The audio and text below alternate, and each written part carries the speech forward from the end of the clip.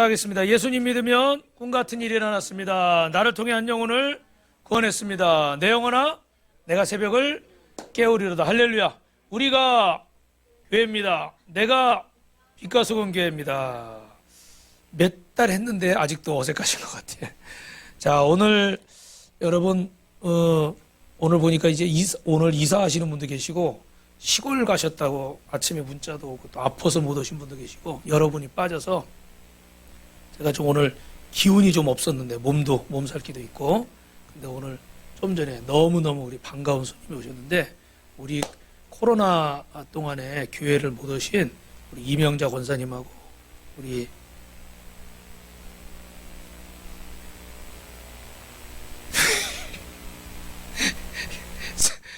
성은 기억나는데 향수 이름이 기억이 안 나서 우리 주양숙 집사님하고 오셨는데 박수 한번 해주세요. 네.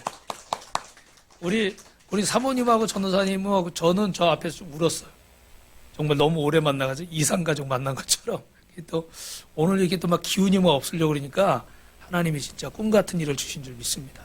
옆 사람하고 이렇게 인사합시다. 꿈 같은 일이 일어납니다. 잘 오셨고요. 감사합니다. 오늘 이 방송으로 예배를 드리신 분들 아프셔서 못 오신 분들도 예배를 승리할 줄로 믿습니다. 여러분 요새 대한민국 국민과 정부가 굉장히 사이가 안 좋은 것 같아요. 국민과 국가 지도자 간에 불신과 증오심이 쌓여 있는 것 같아요. 그래서 서로의 이득을 위해서 우리가 흔히 데모라고 이야기했죠. 그죠? 그래서 요즘은요, 뭐만 있으면 이렇게 시위하는 장면들이 우리가 뉴스에서 시위하는 사진이 있잖아요. 시위하는 장면들이 막 너무너무 이렇게 막 많이 나오는 거예요.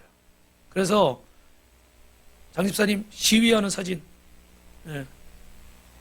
뭐만 있으면 막 데모를 해. 어제도 보니까 어떻게 돼요? 뭐 무슨 파업한다고 그러고 뭐 한다고 그러고 주말만 되면 저 광화문에 모여가지고 어떻게 해요? 계속 막 이런 것들을 하고 그러잖아요. 그래서 어떻게 보면 나름대로는 다 자기들 입장에서는 맞는 말인 거예요. 그죠?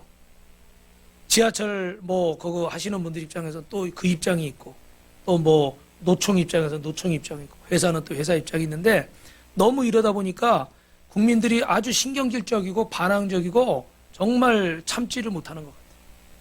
뭐 정부가 잘못하는 것도 있을 것이고 아니면 시기가 이렇게 어려운 탓도 있을 것이고 지금 물가가 이렇게 많이 오르니까 많이 부담스럽죠. 그죠?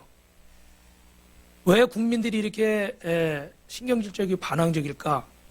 정신적인 고갈 상태에 빠져 있는 것인데 여러 가지 우리가 물질적인 풍요를 누리고 또 세상적으로 많은 것들을 누리는 것 같지만 원초적인 근본적인 공허함이 해결되지 못하기 때문에 그 분노를 어떻게 해요? 자꾸 표출을 하는 거죠. 근데 그게 제일 어떻게 해요? 만만한 것이 이 정부고 이 사회인 거죠. 그러면 여러분 이런 방식으로 우리가 공허함을 채울 수 있을까? 채울 수 있겠습니까, 여러분? 채울 수가 없겠죠. 세상의 것을 다 가지고 모든 것이 뜻대로 되어도 사람은 진정 만족하지 못합니다. 왜냐하면 그 단계에서는 또 그 다음 단계를 생각할 수밖에 없는 거예요. 그래서 여러분이 잘 아시는 전도서 1장의 솔로몬은 참 성경이지만 죄송한데 좀 기분 나쁜 얘기를 했어요. 모든 것이 뭐다 그래요? 헛되고 헛되니 헛되고 헛되도다. 모든 것이 헛되다. 근데 여러분이 잘 아시는 것처럼 어떻게 해요? 솔로몬은 진짜 하고 싶은 거 거의 다 해보고 먹고 싶은 거 다 먹어보고 뭐 이랬던 사람 아닙니까? 그죠? 그러니까 모든 것을 다 누려봤던 사람이 그런 말을 하니까 한편으로는 좀 좋진 않아요. 기분이 좀 나빠요. 근데 그 모든 것이 우리보다 더 많은 것을 가지고 누려봤던 그 사람이 결국 결론은 어떻게 해요? 헛되다는 거예요. 이 세상의 것으로는 우리 안에 있는 근본적인 공허함을 채울 수 없다는 거예요. 이 물질이든 쾌락이든 아니면 뭐 자식을 향한 남편을 향한 아내를 향한 뭐 세상을 향한 내 성공을 향한 그 어떤 것이든 채워봐도 결국은 밑 빠진 독에 물 붓기다 이런 얘기죠.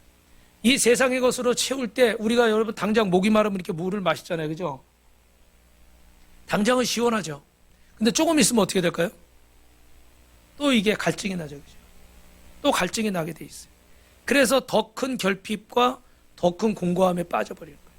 그래서 우리는 지난주에 데살로니가 5장 말씀에 항상 기뻐하라, 쉬지 말고 기도하라. 범사에 감사하라. 여러분 한 주간 동안 그렇게 사셨습니까? 할렐루야. 그래도 오늘 아멘이 좀 많이 나오는 것 같아요. 지난주에 그 말씀 받고 나서 우리 몇 분은 아시지만 정말 감사하기 어려운 일이 몇 가지가 있었잖아요. 그죠? 저희도 한 주간 동안 그런 일이 막 있었어요.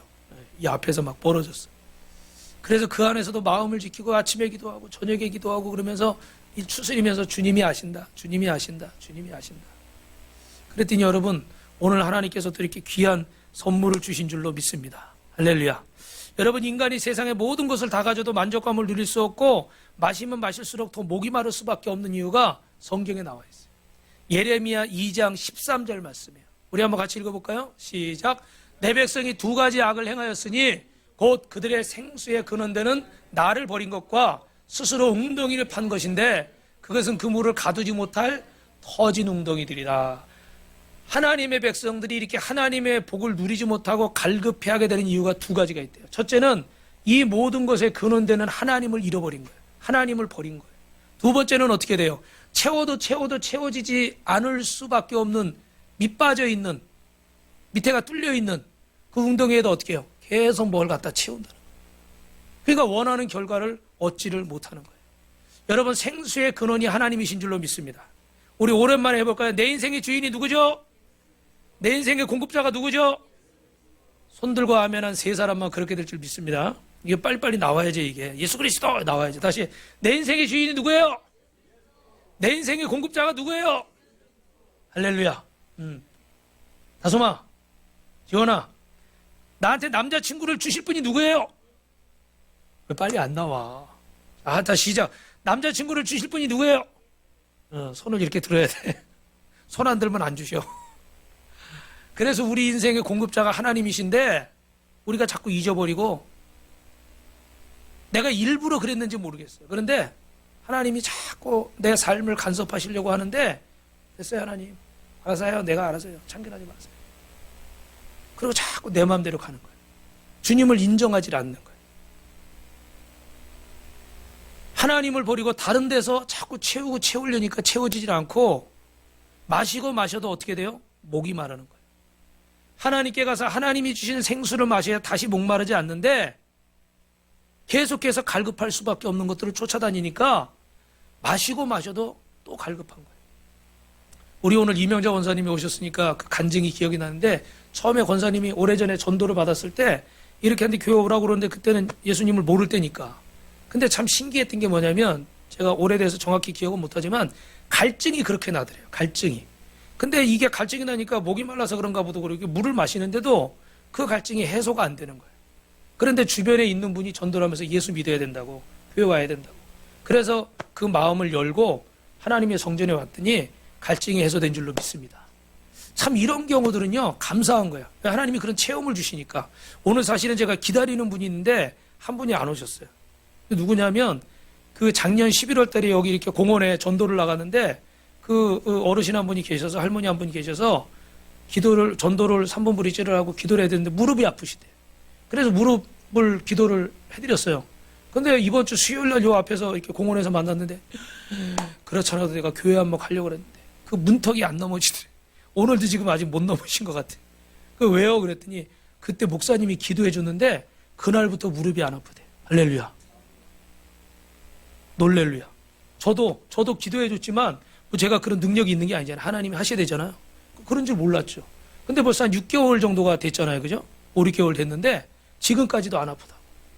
아멘. 그래서 제가 그러니까 빨리 오셔야 된다고. 하나님이 지금 우리 어머니를 부르시려고 이렇게 체험을 주시는 거니까 보니까 본인은 안 믿지만 주변에 가족들 중에 믿는 사람들이 있어서 계속 이렇게 교회 가자고 예수 믿자고 한다는 거예요. 근데 본인이 이게 잘 안 되는 거예요. 말씀이 잘 들리지도 않고 이러니까 어려워 하시는데 그 기회를 놓치지만 안 된다고 그랬더니 좀 겁을 내시더라고. 그럼 나 또 아플 수 있어요? 그래서 그건 잘 모르겠지만 우리가 병원에 가서 의사가 치료를 해주고 처방을 해줬는데 그 의사의 말을 잘 들으면 어떻게 돼요? 관리가 잘 되잖아요. 그죠? 근데 의사가 술 마시지 마세요. 담배 피지 마세요. 뭐 운동 좀 열심히 하세요. 어떻게 하세요? 그런데 그 말을 안 듣고 자기 마음대로 하면 나중에 어떻게 됩니까? 그 병이 다시 생기고 더 심해지겠죠. 그죠? 예. 그러니까 하나님이 부르실 때 빨리 오셔야 됩니다. 할렐루야. 그분이 전화가 없어가지고 오늘 오시기로 하셨는데 아직 못 오셨어요. 올지어다. 하나님이 여러분 이렇게 체험을 주실 때가 있어요. 참 감사한 일입니다. 이렇게 해서 하나님이 내 인생의 주인인 것을 깨닫게 하실 때가 있어요. 여러분 이것은 세상이 줄 수 없고 세상이 알 수 없는 크고 비밀한 하나님의 복인 줄로 믿습니다. 그래서 오늘 성경은 이 복을 뭐라고 표현했냐면 따라합시다. 생수. 이건 생명의 생수라고 그러는데 우리 몸은 여러분이 아시는 것처럼 60, 70%가 물로 구성되어 있잖아요. 그래서 이 안에 수분이 없어지면 사람이요 문제가 생기는 거예요. 갈증을 느끼는 건 기본이고 우리 신체에 여러 가지 안 좋은 증상들이 생기죠. 특히 이제 여러분 연세가 좀 드시고 이제 뼈 마디마디가 아프고 이렇게 류마티즘 같이 이런 증세가 오는 것도 사실은 수분이 부족해서 그렇대요. 물을 많이 안 드시는 분들은 이런 증세가 더 많이 온다는 거죠. 근데 나중에는 여러분 이게 어떻게 되겠습니까? 목이 마르다 이게 우리 몸에 있어야 될 수분이 없어지면 결국 어떻게 돼요? 생명도 잃을 수가 있어요. 그래서 저기 그 중동 지역에는 그 뜨거운 40도 넘는 그 상황에서는 한낮에 사람이 물을 안 마시면 아무리 건강한 장정도 13시간, 14시간 이상은 버티지를 못한답니다. 그러니까 결국은 여러분 그 안에는 잠깐 이렇게 뭐 지장이 있었지만 나중에는 목숨까지도 앗아갈 수 있는 거예요.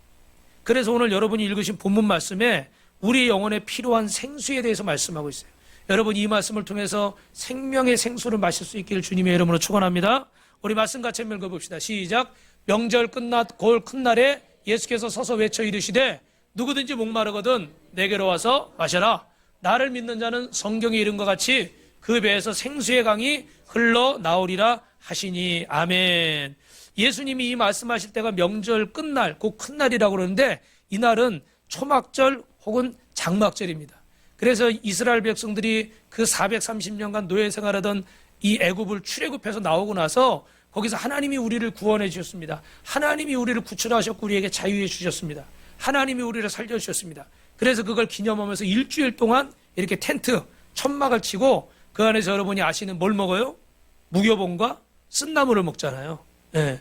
그래서 여러분 이 초막절에 보면 지금도 이스라엘 백성들이 초막절 사진이 있는데요. 텐트 안에서 지금도 이렇게 생활을 해요. 그래서 저 텐트 안에서 생활을 하면서 하나님이 우리를 구원하셨습니다. 그래서 그 간을 하지 않은 밀가루 떡 같은 걸 먹고 쓴나물을 먹어요. 일부러 쓴나물을 먹으면서 그 출애굽할 때 고통이 얼마나 컸던가 이런 걸 잊지 말자. 우리식으로 말하면 상기하자 6.25 이런 얘기죠. 그죠? 근데 지금은 이제 저 안에 들어가서 생활은 하진 않지만 식사는 저 안에서 한다는 거예요. 식사는. 지금도 오래 지났지만 그걸 기억하기 위해서.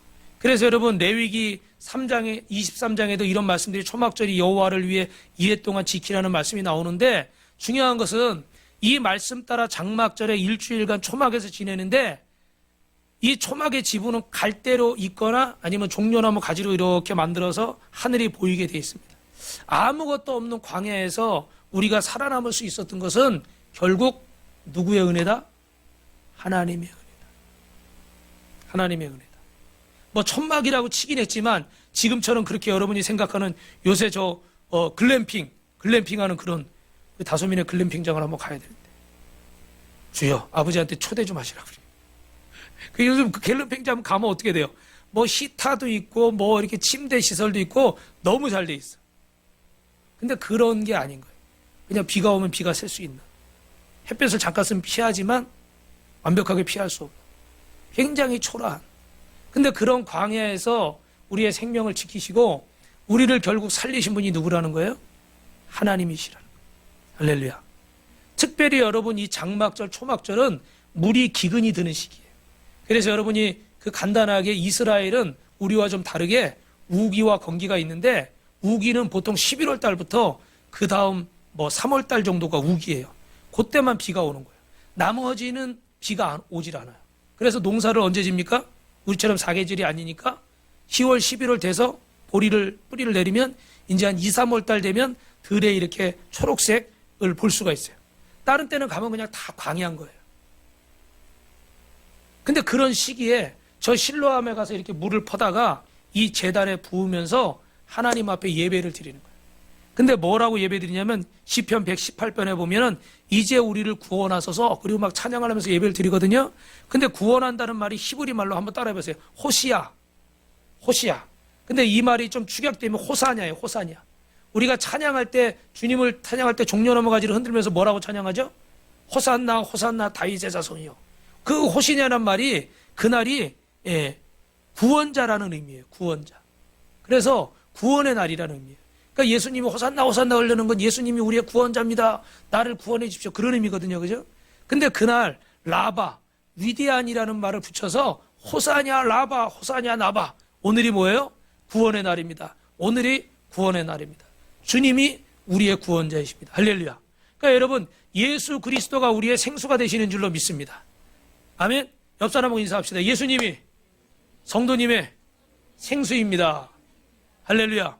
예수님이 우리의 생명의 생수가 되셔서 우리는 이 손을 흔들면서 호사냐 라바, 호사냐 나바. 주님이 우리의 위대한 구원자시고 오늘이 그 위대한 구원의 날입니다. 주님을 선포하는 거예요. 그런데 더 정확히 말하면 오늘 본문에서는 이 생수를 뭐라고 말하냐면 여러분 따라합니다. 성령. 우리를 살리는 것이 누구라는 거예요? 성령님인 줄로 믿습니다. 옆 사람하고 인사합시다. 성령님이 성도님을 살립니다. 그래서 우리 인생에 영혼에 필요한 성령의 생수가 있는데 우리 육체가 물이 필요하다고 그러면 우리 영혼에는 홀리 스피릿, 성령이 필요한 거예요. 그래서 요한복음 7장 39절에 이는 그를 믿는 자의 받을 성령을 가리켜 말씀하신 것이라. 할렐루야. 그래서 우리가 성령 받아야 되고 요한복음 7장 37절에는 뭐라고 그러세요? 여러분 잘 아시는 말씀. 누구든지 목마르거든 내게로 와서 마셔라. 할렐루야. 주님이 우리의 생명의 생수가 되시는데 그게 어떻게 돼요? 성령을 통해서 우리에게 주어지는 거예요. 그리고 요한복음 7장 38절에 나를 믿는 자는 성령의 이름과 같이 그 배에서 뭐가 흘러나리라? 생수의 강이 흘러나리라.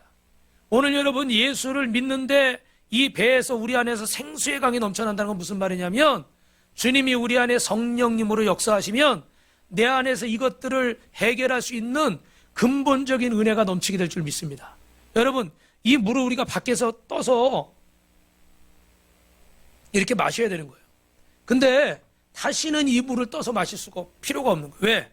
내 안에서 생수의 근원 되시는 성령이 계시면 이 안에 어떻게 돼요? 은혜가 넘쳐나는 거예요. 할렐루야. 그래서 목이 마르질 않은 거예요. 갈증이 나질 않는 거예요. 문제가 되지 않는 줄로 믿습니다.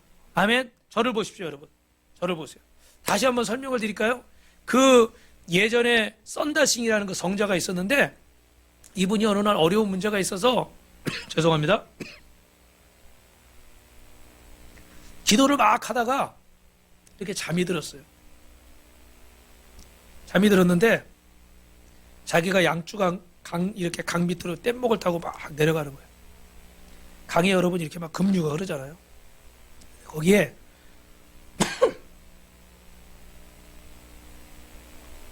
큰 바위 하나가 앞을 딱 가로막고 있는데 그전에도 말씀드렸지만 조금 있으면 금방 이 뗏목이 그 바위에 부딪혀서 다 물에 빠져 죽게 생긴 거예요.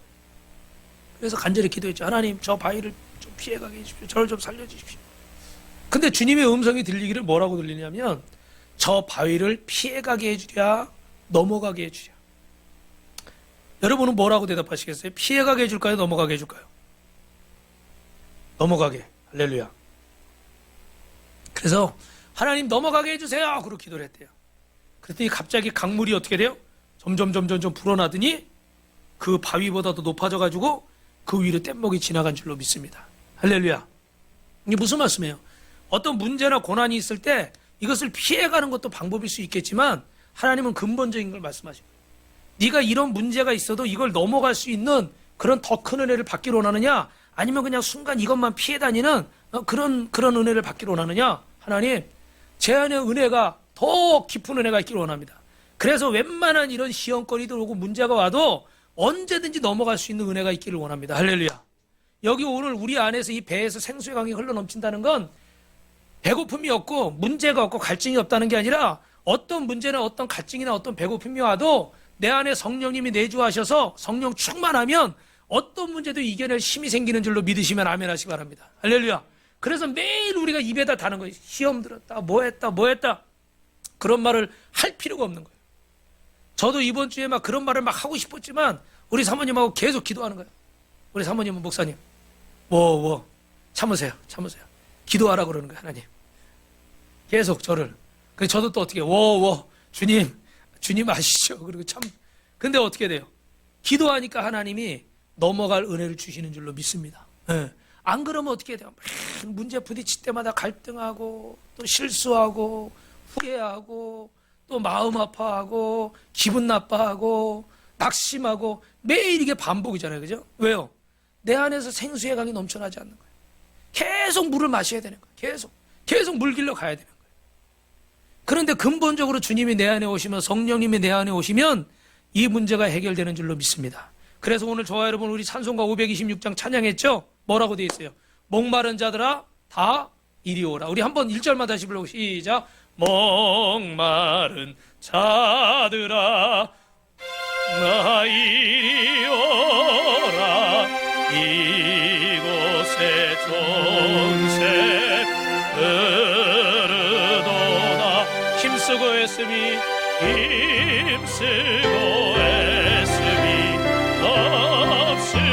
없을지라도 이 샘에 오면 다 마시겠네. 할렐루야. 할렐루야. 이 샘에 나는 물 강같이 흘려서 온 천하만국에 다 통하니 빈부나 귀천이 분별이 없이 다 와서 마시고 또 마시겠네. 신기한 샘물을 마신 자마다 목 다시 마르지 아니하고 속에서 솟아난 생수가 되어 영원히 솟아 늘 풍성하네. 이 샘의 이름은 생명의 샘물. 저 수정빛같이 늘 맑도다. 어린 양 보좌가 근원이 되어 생명수 샘이 늘 그치지 않네. 할렐루야. 여러분 오늘 이 찬송가 가사처럼 생수의 샘이 여러분 안에 터질 수 있기를 주님의 이름으로 축원합니다. 그 은혜가 충만하길 주님의 이름으로 축원합니다. 옆 사람하고 인사합시다. 성령 충만하십시오. 그러면 이 생수의 부음을 받으려면 우리가 어떻게 해야 될까? 오늘 세 가지를 말씀을 드리는데 따라합니다. 하나님의 사랑을 깨닫고 확신하십시오. 뭘 깨닫고 확신하라고요? 하나님의 사랑을. 하나님께 나아갈 때 우리가 기억할 것은 하나님이 사랑이시라는 거죠. 그래서 여러분 하나님이 우리를 위해 어떤 계획을 세울 때는 그 안에 꼭 뭘 바탕으로 세우는 거죠? 사랑을 바탕으로 세우는 거예요. 이 하나님의 약속은 온통 사랑으로 젖어 있고 하나님의 말씀은 온통 사랑으로 묻혀 있습니다. 그래서 하나님을 알게 된다는 것은 하나님의 사랑을 아는 거예요. 여러분 어떤 사람이 하나님을 물론 하나님이 심판도 하시고 진노하실 때도 있어요. 그런데 그 하나님을 아는 것은 어떻게 돼요?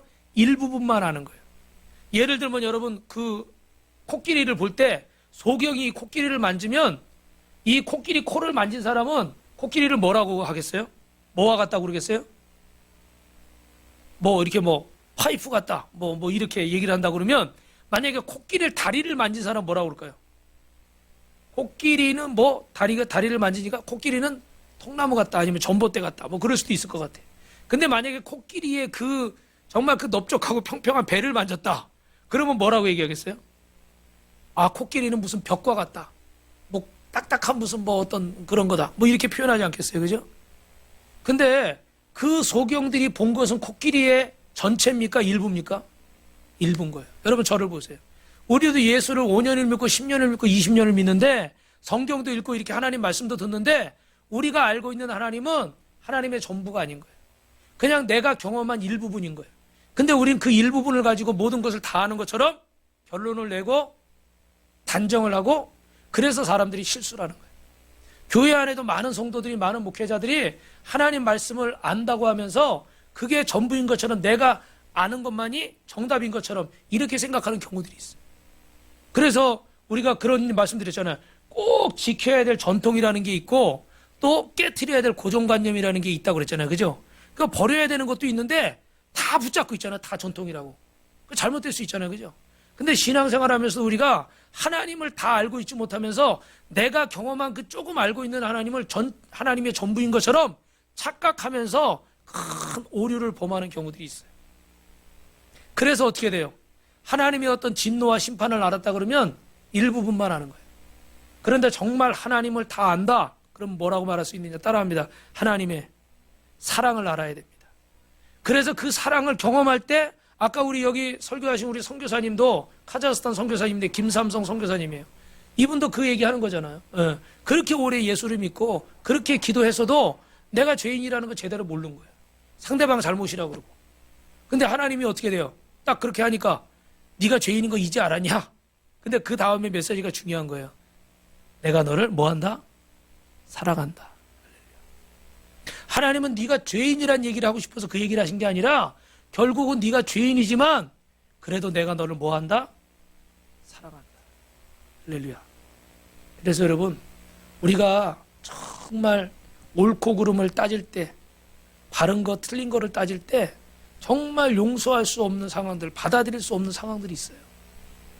그런데 오늘 저와 여러분이 정말 이 주님의 사랑을 깨달은 자들이기 때문에 어찌하든지 우리는 이 사랑으로 살려고 몸부림쳐야 될 줄로 믿습니다. 그래서 사도 바울은 에베소서 3장 18절부터 19절에 성도들을 위해서 기도할 때 이렇게 기도하고 있습니다. 시작. 능히 모든 성도와 함께 지식에 넘치는 그리스도의 사랑을 알고 그 너비와 길이와 높이와 깊이가 어떠함을 깨달아 하나님의 모든 충만하신 것으로 너희에게 충만하게 하시기를 구하노라. 할렐루야. 하나님의 사랑의 넓이와 길이와 높이와 깊이를 깨닫기 위해서 기도하시기를 주님의 이름으로 축원합니다. 그 하나님의 사랑을 깨달은 만큼 우리 안에 주님의 은혜가 충만해지고 그 하나님의 사랑을 깨달은 만큼 우리는 성숙해지는 거예요. 자녀들이 정말 어리지만 정말 그래서 막 말 안 들을 때도 있고 반항할 때도 있고 또 우리 저희 자녀들도 그랬지만 이렇게 커가면서 특히 이제 그 대학생이 될 때쯤에 이렇게 좀 많이 반항을 하더라고요. 이 사춘기를 거의 잘 안 겪은 것 같아. 뭐 숨어서 겪었는지 모르겠지만 그래도 잘 순종하고 잘 예배드리니까 저희는 사실 그렇게 어렵게 보내진 않았어요. 근데 이제 대학생이 되고 막 커지니까 이제 좀 자기 의사 표현이 많아지는 거예요. 근데 여러분이 보시기에 제가 이렇게 잘 들어주게 생겼어요? 안 들어주게 생겼어요? 말씀을 잘하세요. 딱 이렇게 볼 때 좀 이렇게 권위적이니까 잘 안 들어주고 자꾸 부딪히는 일이 많아지는 거예요. 근데 참 제가 볼 때는 분명히 아닌데 옛날 같으면 네 그러고 지나갈 일인데 네 그러고 지나가지질 않는 거예요. 그러니까 저도 많이 잔소리를 했어요. 그러면서 야 너희들이 지금 머리가 좀 키니까 아는 게 많아지니까 뭐 그런 것 같은데 아주 사소한 거야. 제가 가다가 뭐 제가 좀 운전을 했으니까 자동차에 대해서 잘 알잖아요. 뭐 핸들이 뭐 MBTS 뭐 이런 게 있어요. 뭐 그런 종류가 있는데 그래가지고 뭐 무슨 얘기했더니 우리 필리비가 그 MBTS가 아니라 MBT 뭐라는 거예요. 그래서 야 누가 맞냐 뭐 근데 제가 틀렸어요. 제가 틀렸어. 뭐 틀릴 수도 있는 거잖아요, 그죠? 근데 그런 부분에서 제가 기분이 좀 나쁜 거야. 내가 그전에는 항상 가르쳐 줬는데 그전에 뭐 영어 물어보면 제가 딱 설명해 주면 아빠는 어떻게 그런 걸 다 알아요? 이랬는데 이제는 아빠 저거 뜻이 뭐예요? 저를 이제 시험에 들게 하는 거야. 자기들이 이제 좀 더 잘하니까.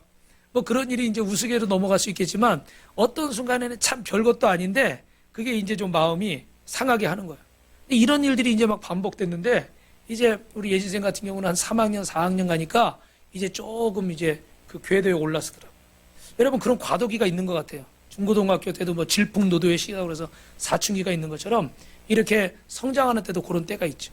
그리고 또 더 이제 심해질 때는 어떠냐면 제가 생각해 보니까 이제 취업하고 월급 받아서 자기 손으로 물질 관리를 하기 시작하면 더더욱이 부모님의 말씀을 쉽게 생각하죠, 이제. 그죠? 왜? 나도 이제 경제 능력이 있는 거예요. 그러니까 굳이 뭐 아쉬운 소리 안 해도 되고 뭐 이러니까 나도 이제 바른 말 하고 뭐 이렇게 되는 거죠. 그래서 우리 나이가 좀 60이 넘으신 목사님, 사모님들은 항상 저희한테 보낼 때야. 이제 보낼 때 자꾸 붙잡지 말고 다 보내. 뭐 우리는 안 그랬는 줄 알아? 다 그렇게 얘기하시는 거예요. 근데 이제 저는 아직 그 과정이다 보니까 그런 부분이 좀, 익숙하진 않아요. 그런데 여러분, 이런 과정들이 있는 거예요. 근데 그런 자녀들이 언제 여러분 성숙해집니까? 우리 어른들은 그러잖아요. 시집가서 애 낳아봐라. 딸들한테. 그죠? 자식 키워봐라. 왜요? 무슨 말 하는 거예요? 그때 부모님의 사랑을 더 깊이 깨닫는 거예요. 그냥 우리 부모가 날 위해서 고생하고 나 키워줬고 밥 먹여줬고 공부시켜줬고 이런 거 알아요. 옷 사줬고. 근데 그냥 그 정도였어. 근데 내가 예를 들어서 더 성장해서 더 그런 어려움을 겪어보면서 사회생활 해보면서 특히 또 결혼해서 자식 낳아서 키워보니까 이게 정말 어머니 아버지의 마음을 알겠는 거예요. 그 아픔은 그냥 열 날까봐 그거 끌어안고 밤새 이러지도 저러지도 못하고 병원에 막 쫓아다니고 에? 뭐 그렇게 고생하면서 밤에 울면 기저귀 갈아줘, 젖병 물려, 이 얘기하면 또 안 되는데. 사모님은 제가 신혼 때 새벽 예배 가야 된다고 건넌방 가서 잔 거를 아직도 얘기해요. 애기 안 봐주고 건넌방 가서 잤다고 아직도 핍박을 저를 합니다. 짜장면 얘기하면 또 핍박하고, 애기 뵀는데 짜장면 안 사줬다고. 할렐루야. 가만히 계시니까 더 썰렁하네. 그랬는데 그런 것들이 이제 깨닫는 거예요. 무슨 말씀이에요? 하나님의 사랑을 깨달을 수, 부모님의 사랑을 깨달을 수 있도록 우리는 성숙해지는 줄로 믿습니다. 그래서 세상을 사랑하는 사람도 하나님의 사랑을 깨달으면 더 이상 이 세상을 사랑하지 않는, 더러운 죄와 이 깊이 찌든 죄의 습관도 하나님의 사랑을 경험하면 회개하게 되는 줄로 믿습니다. 하늘 높은 줄 모르고 교만했던 그 높아졌던 사람도 하나님의 사랑을 깨달으면 겸손해지는 줄로 믿습니다. 아멘을 크게 하시기 바라요. 차갑고 냉랭한 마음을 가지고 별 반응이 없었던 사람도 하나님의 사랑을 깨달으면 열정적인 사람으로 변화되는 줄로 믿습니다. 자기밖에 모르던 이기적인 사람도 하나님의 사랑을 깨달으면 이제 내가 뭘 나눠줘야 될까? 내가 뭘 베풀어야 될까? 내가 무엇으로 섬겨야 될까? 더 하나님 앞에 가까이 가는 거예요. 세상과 사람에게 깊은 상처를 입었던 사람도 하나님의 사랑을 깨달으면 치유자가 되고 그 상처가 회복되는 줄로 믿습니다. 사랑하는 성도 여러분, 이 모든 영적인 상처는 하나님의 사랑을 깨달을 때 회복되는 줄로 믿습니다. 그래서 그 아버지의 일기장이라는 책이 있어요. 여기 보면 이런 얘기가 하나 나오는데 80대 아들과 50대 아들이 거실에서 대화를 나누는데 까마귀 한 마리가 이렇게 창문으로 들어온 겁니다. 그러니까 아버지가 이 아들한테 물어보는 거예요. 아들아, 저게 뭐냐? 까마귀요. 근데 또 좀 이따 또 물어보는 거예요. 또 물어보고 3번, 4번 막 물어보니까 이 아들이 좀 이따 어떻게 하겠어요? 짜증이 나겠죠. 그러니까 아주 그만 좀 물어보세요. 이렇게 했어요. 근데 아버지가 이 낡은 일기장을 딱 보여주는 거예요. 근데 뭐라고 돼 있어요? 몇 월 며칠 몇 시에 집에 뭐 새가 한 마리 날아들었다. 우리 아무개가 저게 뭐냐고 물어본다. 그래서 뭐라고 대답을 해줬어요. 근데 또 물어보고 2번을 물어보고 3번을 물어보고 4번을 물어보는데도 이 아버지는 어떻게 했을까요? 계속 대답해주고 까마귀야, 까마귀야, 까마귀야. 5번도 10번도 대답을 막 해준 거예요. 그랬더니 이 아들이 일기장을 읽다가 어떻게 해요? 더 이상 말을 못 읽는 거예요. 아무리 자식이 부모를 사랑해도 부모님만큼 자식을 사랑하는 사람이 있을 수는 없겠죠. 그죠? 나는 3번, 4번만 하니까 그 이상은 못 견디는 거예요. 근데 부모는 내가 5번, 10번을 물어봐도 끝까지 대답하죠. 할렐루야. 여러분, 하나님의 사랑을 깨달으면 우리 안에 성령의 생수가 넘칠 줄로 믿습니다. 옆 사람하고 인사합시다. 하나님의 사랑을 깨달읍시다.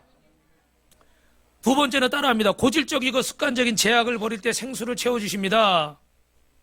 습관적인 죄악을 버릴 때. 여러분, 설교 노트에는 죄악을 쓰시면 돼요.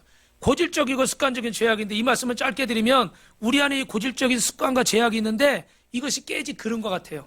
여러분이 깨진 그릇을 갖다 놓으면 어떻게 되겠습니까? 이 깨진 것을 여기다 놓으면 이 안에 있는 게 어떻게 해요? 다 새어나가겠죠. 그리고 이걸 또 어디 물에다 담그고 그러면 어떻게 돼요? 다른 것들이 이 깨진 틈으로 어떻게 해요? 스며들어오는 거예요. 예수를 믿으면서 고질적이고 습관적인 이 죄악들을 해결하지 않고 그냥 살아간다면 내 안에 하나님이 은혜를 주셔도, 저를 보세요. 내 안에 하나님이 은혜를 주셔도 어떻게 될까요? 다 자꾸 새나가는 거예요. 나는 그러고 싶진 않지만 깨진 것으로 계속 새나가는 거예요. 그리고 세상에 안 좋은 것이 어떻게 될까요? 자꾸 스며드는 거예요. 그래서 더 믿음으로 살지 못하고 하나님 말씀대로 살지 못하고. 여러분, 죄송합니다. 예를 들면 뭐 술이나 담배나 마약이나 노름이나 이런 게 있다고 치자고요. 예수를 믿고 내 고질적인 이런 습관적인 어떤 잘못들을 하나님 앞에 가지고 나가서 내려놔야 되는데 이것들을 계속 이런 생활을 계속 하는 거예요. 주일 나와서 말씀을 듣고 은혜는 받았어요. 근데 또 가서 월요일날 가서 또 똑같은 생활을 또 하는 거야. 그러니까 그 은혜가 내한테 남아있겠어요? 안 남아있겠죠. 다 새나가는 거예요. 그리고 세상에 가면 갈수록 더 어떻게 안 좋은 것들이 더 많이 스며들어오는 거예요. 그래서 제가 우리 학생들 기도해 줄 때는 항상 그렇게 기도하는 거예요. 로마서 16장 19절 말씀처럼 따라합시다. 악한 데는 미련하고 선한 데는 지혜롭게. 할렐루야. 선한 일을 하는 데는 여러분 IQ가 총동원 되길 주님의 이름으로 축원합니다. 그런데 악한 일을 하는 데는 어떻게 돼요? 미련한 자가 돼야 돼. 그래서 악한 일을 멀리하는 자가 돼야 돼. 사랑하는 성도 여러분, 그런 성도가 되시길 주님의 이름으로 축원합니다. 우리 안에 이런 부분들을 회개하지 않는다면 우리는 계속해서 이런 악한 습관에 물들어서 하나님이 우리에게 주신 은혜를 자꾸 쏟아버리게 되는 거예요. 그러므로 하나님이 내가 원치 않는 일들을 주셔서 마음을 상하게 하고 나를 힘들게 하고 물질로 아니면 자존심으로 아니면 관계를 통해서 아니면 어떤 상황들을 통해서 부부간에 고부간에 부모 자식간에 여러 가지 상황들을 통해서 연단하실 때 하나님이 내 이 고질적인 습관과 잘못된 죄악과 이 생각들을 하나님 앞에 회개하고 바로 세워서 하나님의 은혜를 풍성히 넘치는 내 안에 생수의 강이 넘쳐나는 자가 되게 하라고 하나님이 주신 은혜인 줄로 믿습니다. 할렐루야. 여러분, 저도 마찬가지예요. 저도 하나님 앞에 이런 연단을 받는 거예요. 그래서 내가 정말 주의 종으로서 목회자로서 하나님 앞에 부끄러운 모습들이 해결이 되고 내 안에 역사할 수 있도록, 그러려면 하나님의 말씀이 우리에게 들려야 되는 거예요. 우리 히브리서 4장 12절부터 13절 말씀 같이 읽겠습니다. 시작. 하나님의 말씀은 살아있고 활력이 있어 좌우에 나선 어떤 검보다도 예리하여 혼과 영과 및 관절과 골수를 찔러 쪼개기까지 하며 또 마음의 생각과 뜻을 판단하나니 지으신 것이 하나도 그 앞에 나타나지 않음이 없고 우리의 결선을 받으실 이에 눈앞에 만물이 벌거벗은 것 같이 드러나리라. 할렐루야. 하나님의 말씀이 자꾸 우리 안에 들어오면 우리의 그 죄악과 잘못된 습관과 더러운 것들이 깨어지고 쪼개어지고 청소될 줄로 믿습니다. 우리 옆 사람하고 인사합시다. 회개할 때 성령의 생수가 넘칩니다.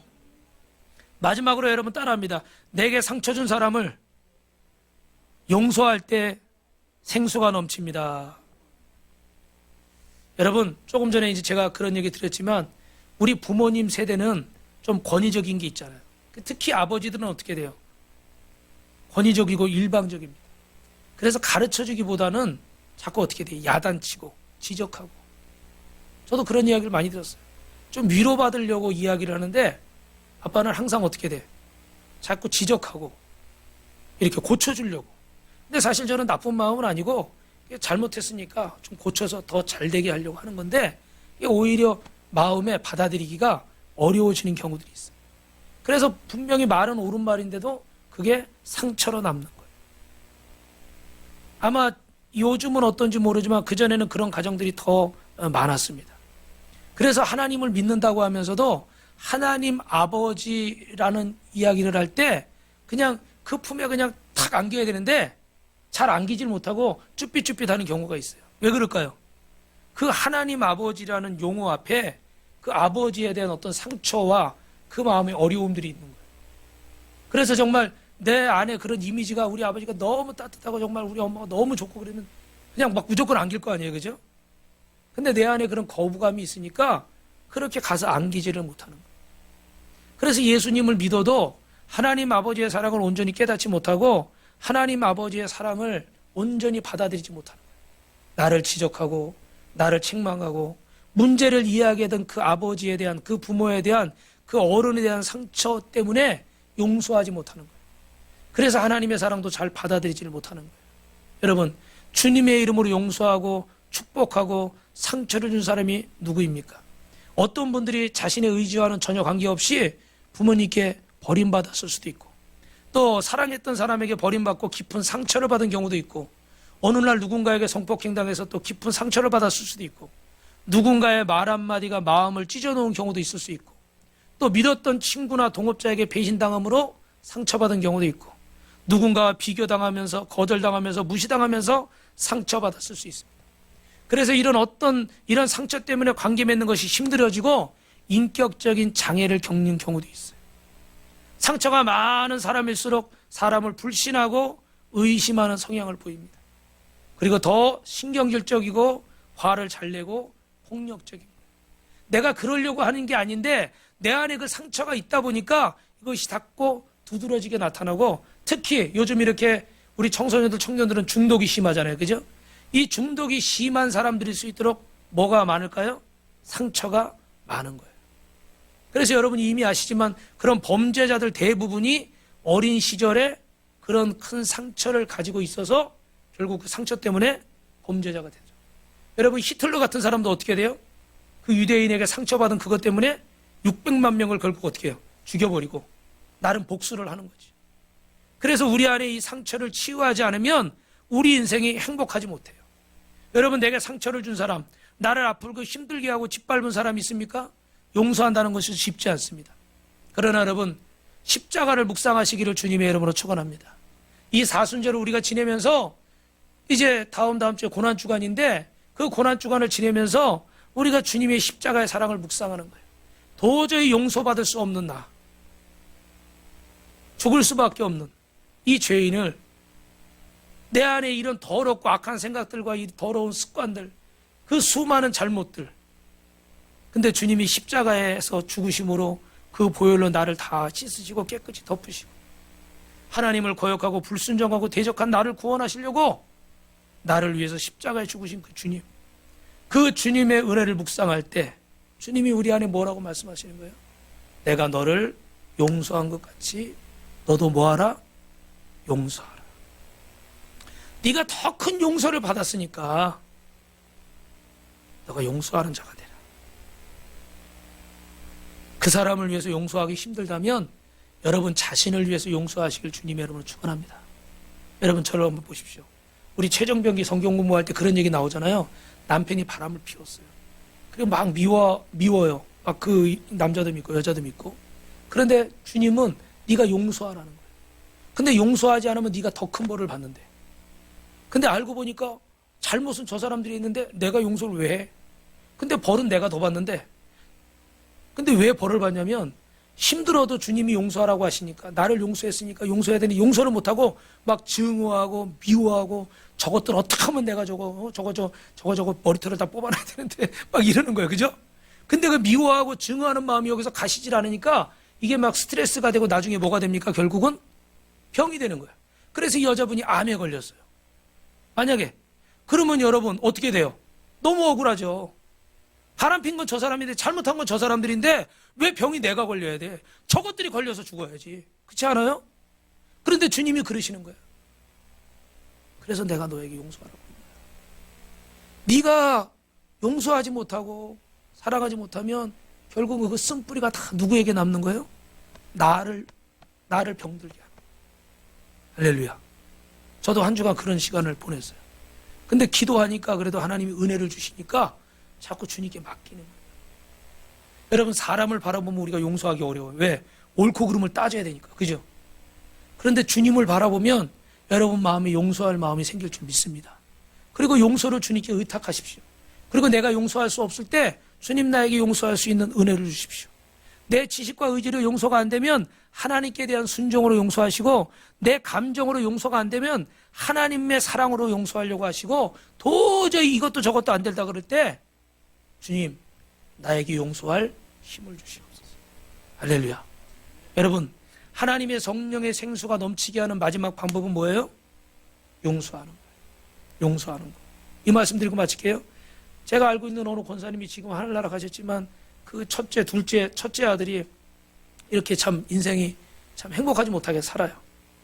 근데 그 이유를 알고 봤더니 그 둘째 아들은 이렇게 중고차 하면서 결혼해가지고 아이 둘 낳고 이렇게 잘 사는데, 첫째 아들은 한번 이렇게 어떤 좋아하는 여자를 만나서 살림을 차렸어요. 근데 어느 날 회사를 퇴근하고 와보니까 살림이 다 없어졌어. 그냥 몸만 없어진 게 아니라 뭐 옛날에 그런 것들이 비쌌는지 하여튼가 뭐 살림을 다 가지고 사라져 버렸어요. 수소문을 해도 못 찾았어요. 너무 기가 막히잖아요. 그죠? 그분이 마음이 좀 여린 것 같아요. 이 배신감과 이 상처가 이 마음에 자리 잡고 있으니까 어떻게 돼요? 용서를 못 하는 거예요. 그래서 어떤 사람을 만나도 마음이 내키질 않고, 또 뭐예요? 또 그런 일이 생길지 모르는 뭐가 있어요? 불안이 있는 거예요.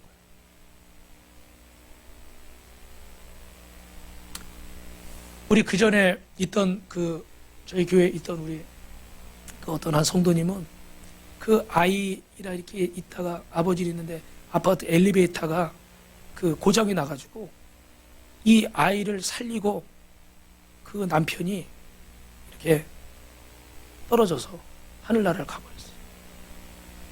그러니까 뭐 막 싸워서 헤어진 것도 아니고 너무 내가 좋아했고 나를 사랑했던, 얼마나 자상하냐면 그 어릴 때 그 아이들 뭐 무슨 그런 보험 드는 거 있잖아요. 교육보험 이런 거. 그런 걸 다 쪼개가지고 다 이렇게 들어놓고 그렇게 자상한 남편이었어. 그러니까 이 마음에 못 보내는 거야. 그러니까 이렇게 세월이 지나도 한동안은 그게 해결이 안 되는 거야. 그 어떤 죄책감도 있고요. 그 어떤 아이에 대한 그런 마음의 그런 상처도 있고 이런 부분들이 있는 거예요. 그 얼마나 어렵겠어요, 그죠? 이거 뭐 내가 뭐 잊어버려 그런다고 잊어버려지고 안 해 그런다고 안 하고 이런 게 아니잖아요, 그죠? 자꾸 내 안에서 이게 일어나니까 이거 뭐 그런 마음들을 내 생각들을 줄 수 있을 수가 없잖아요. 그런데 여러분 오늘 주님께서 이 말씀을 하시는 거예요. 내가 너를 사랑한다. 내가 너를 사랑한다. 내가 너를 사랑한 것처럼 너도 용서하라. 자신도 용서해야 돼요. 자신도. 혹시 내가 뭘 잘못해서 그런 일이 생긴 건가? 그럴 수 있어요. 근데 사단은 그걸 정죄하지만 주님은 용서하라고 그러시는 거예요. 나 자신을 용서해야 또 어떻게 다른 사람도 용서할 수 있는 거죠. 나를 용서 못하니까 자꾸 후회하는 일들이 남으니까 내가 그때 이렇게 했으면 이렇게 됐을까? 저렇게 했으면 저렇게 됐을까? 엊그저께 그래서 무슨 프로에 보니까 제가 잠깐 봤는데 그 BK라고 야구선수 김병현 있잖아요. 김병현. 언더로 이렇게 잘 던지고 뭐 대단했잖아요. 옛날에 박찬호 선수하고. 그런데 이 선수가 막 자기 얘기하다가 애리조나에 갔는데 그 얘기를 그때 한참 잘 나갔는데 이 타자가 공을 쳤는데 배트가 부러지면서 다리에 맞은 거예요. 근데 이 부상을 빨리 하고 하다 보니까 이게 밸런스가 깨져가지고 공이 그전처럼 속도가 안 나는 거야. 계속 맞으니까 이제 결국은 어떻게 다른 데로 트레이드 되고 막 이러면서 거기서 이제 전성기가 끝나버린 거야. 그러니까 이 친구가 그렇게 그때 내가 좀 이거 더 관리를 하고 이랬어야 되는데 이거를 내가 그때 못한 것이 내가 그때 조금만 했으면 더 잘할 수 있었는데 막 이렇게 그 방송에서 그런 얘기를 잠깐 하는 거예요. 그랬더니 그 누굽니까? 차태현 씨인가요? 뭐 누군가가 그렇게 얘기하는 거예요. 그러지 마시라고. 그런 생각할 필요 없다고. 왜냐하면 당신이 만약에 그때 부상당했다고 더 오래 있었으면 그런 데는 매일매일 경기가 있으니까 어떻게 돼요? 이 선수 다쳤다고 가만둘 수 없잖아요. 다른 선수 투입해야 될 거 아니에요. 그죠? 그러다 보면 그 사람이 저기 하면 이 사람 자리가 어떻게 돼요? 없어지잖아요. 치열한 경쟁이니까. 그러니까 이 사람 마음이 어린 마음이 하루라도 빨리 거기를 가야 되는 거야. 그죠? 빨리 올라가서 공 던져야 돼. 지금 좀 아파도. 그래서 그때 내가 좀 그랬을 걸 후회를 하니까 그러지 말라는 거예요. 지금 다시 그 상황이어도 당신은 그렇게 할 수밖에 없었고 상황은 그렇게 될 수밖에 없었을 거라고. 만약에 당신이 그렇게 치료하려고 그렇게 버티다가 그랬으면 당신 자리를 딴 사람이 꿰찼으면 어차피 그런 상황이 됐을 텐데 당신이 그렇게 했겠냐고. 참 그 짤막한 얘기인데 굉장히 위로가 되는 얘기예요. 근데 그 BK가 우리 김병헌 씨가 거기서 얼마나 우는지 촬영 중인데 뒤돌아서 가지고 닭똥 같은 눈물을 계속 흘리는 거예요. 근데 제가 잠깐 그거 보면서도 그 똑같이 그 마음을 느끼지 못하겠지만 그래 지금 저 마음이 어떤 마음일지가 저는 조금 알 것 같더라고요. 본인은 더 잘하고 싶었어. 더 잘 되고 싶었어. 그때 이렇게 안 하고 이렇게 했으면 어떻게 됐을까? 여러분 이런 감정들이 날마다 우리를 괴롭히는 거예요. 용서해야 돼요. 누가 용서했습니까? 주님이 십자가에서 다 용서하셨어요. 그러니까 당신도 용서하세요. 나를 용서하세요. 그리고 다른 사람을 용서하세요. 할렐루야. 저도 용서가 참 안 되는 사람이 있긴 한데 용서해 보려고요. 주님께 맡기고 여러분 용서하십시오. 옆 사람하고 인사합시다. 나를 용서하고 다른 사람도 용서합시다. 주님이 나를 용서해 주셨는데 우리가 용서하지 못할 게 뭐가 있겠습니까? 그때 여러분 안에 생명의 생수가 넘쳐날 줄로 믿습니다. 우리